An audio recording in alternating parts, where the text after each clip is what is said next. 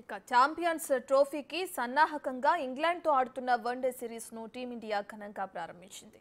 3 మ్యాచ్ల సిరీస్లో మొదటి మ్యాచ్లో భారత్ గెలిచింది. ఇప్పుడు కటక్ వేదికగా జరిగే రెండో మ్యాచ్కు సిద్ధమైంది. మరో మ్యాచ్ మిగిలుండగానే సిరీస్ కైవసం చేసుకోవాలని తహతహలాడుతుంది. టీ20 సిరీస్ ఓటమి ఎదుర్కొన్న ఇంగ్లాండ్ ఇప్పుడు చావోరేవో లాంటి పరిస్థితి ఎదుర్కొంటుంది. సిరీస్లో నిలవాలంటే ఈ మ్యాచ్ను తప్పక గెలవాల్సిన స్థితిలో ఉంది. ఇప్పటికే టాస్ గెలిచి బ్యాటింగ్ ఎంచుకుంది ఇంగ్లాండ్ టీం. విరాట్ కోహ్లీ రాక కోసం ఎదురు చూసిన వారి ఆశలు ఫలించాయని చెప్పాలి. మొదటి వన్డేలో మోకాలి గాయం ఎక్కువ అవడంతో రెస్ట్ తీసుకున్నాడు. ఇప్పుడు ఆ గాయం తగ్గింది. దీంతో రెండో వన్డేలో రంగంలోకి దిగాడు. మరో 94 పరుగులు చేస్తే విరాట్ కోహ్లీ 14,000 పరుగుల మైలురాయిని దాటిన మూడో బ్యాటర్గా నిలుస్తాడు.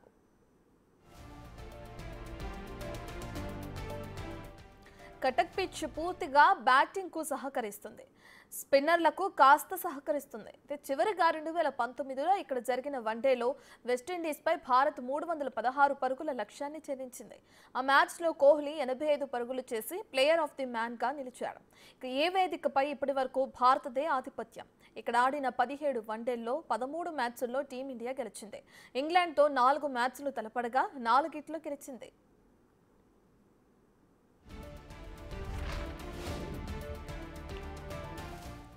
వరుసగా ఓడిపోతున్న ఇంగ్లాండ్ జట్టును తక్కువ అంచనా వేయలేం. జట్టు బలంగా ఉంది.